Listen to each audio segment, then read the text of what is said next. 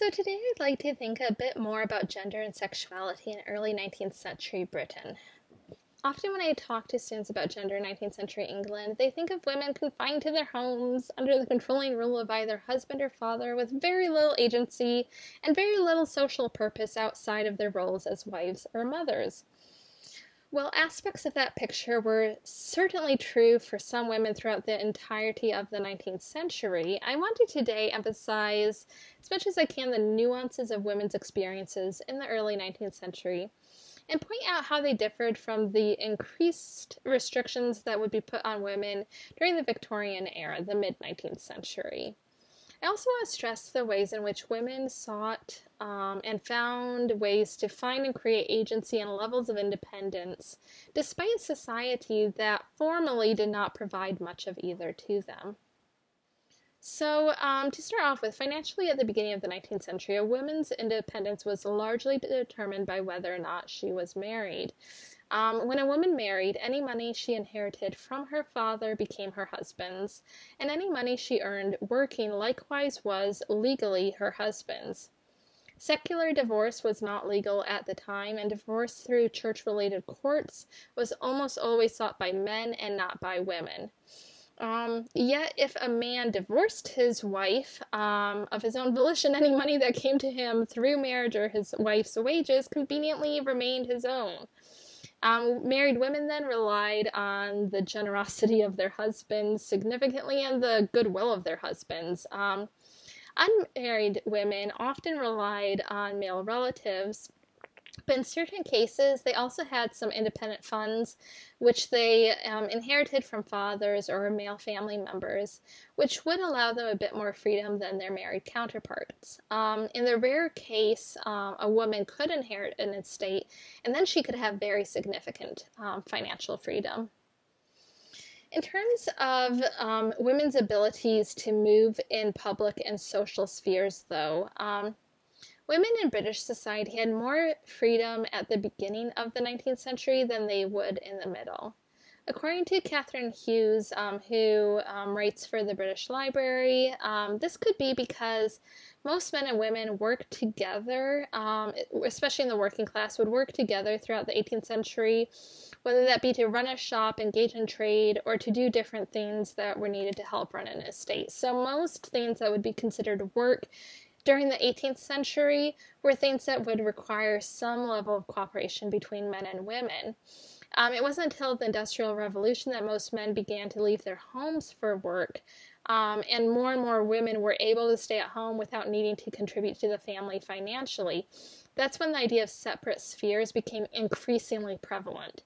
So Regency society happening before a lot of this development provided women with much more mobility than we might sometimes imagine, especially if we're used to thinking about the 19th century through the lens of Victorian gender expectations. So in Emma, yes, we do see a character who fulfills what's expected of her as a woman in her home and in society, but we also see her as someone who is very mobile and extremely instrumental in the life of her town. We also see Mr. Knightley, I think, in many ways frustrated that Emma is not challenging herself outside of the basic expectations of what being a young woman of means entails. You know, he wants her to develop herself beyond just kind of the basic requirements of what British society expects of women. So that, I think, does resist some ideas of a strictly stratified society by means of gender. Courtship and relationships, I want to talk about that too a little bit. Courtship and relationships between unmarried men and women were similarly less restricted during the early 19th century. Reputation, family, and wealth were all factored into who it was appropriate to court and marry. But many young men and women in the gentry, military, merchant classes especially, had notable freedom to find and choose their own spouse. While courtship was a mostly public affair, public spaces such as dances, family gatherings, and some out-of-doors spaces allowed opportunities for men and women to interact with one another one-on-one without it seeming improper. In fact, some suggest that it was in reaction against this relative freedom of gender relationships in the early 19th century that Victorian society became much stricter about when and with whom and how a woman could interact with a man outside of her family. Well, for many women, marriage was the only or the best option for a secure future. And while a good husband with a generous spirit was especially important since he would control all of a woman's money, it's important to note that many women in the early 19th century did manage to remain unmarried either by living with relatives or by working as a governess. And women of the gentry class, married or unmarried, often played an important role in supporting the charity work of the parish and the life of the town that they lived in. And then increasingly throughout the 19th century, women found ways to be educated alongside their brothers, much like Jane Austen did, and eventually were allowed to go to university.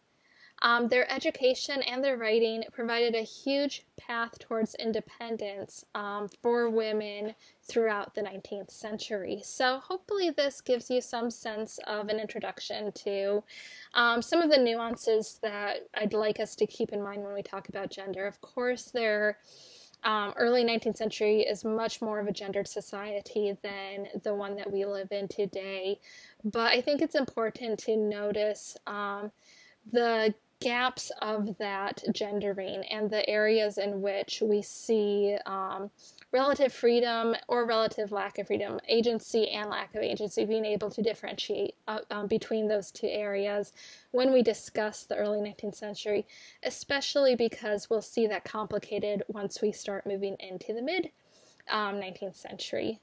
Hopefully this was helpful for you. I look forward to reading your comments, and I also look forward to hearing your thoughts as we continue this week's discussion of Emma.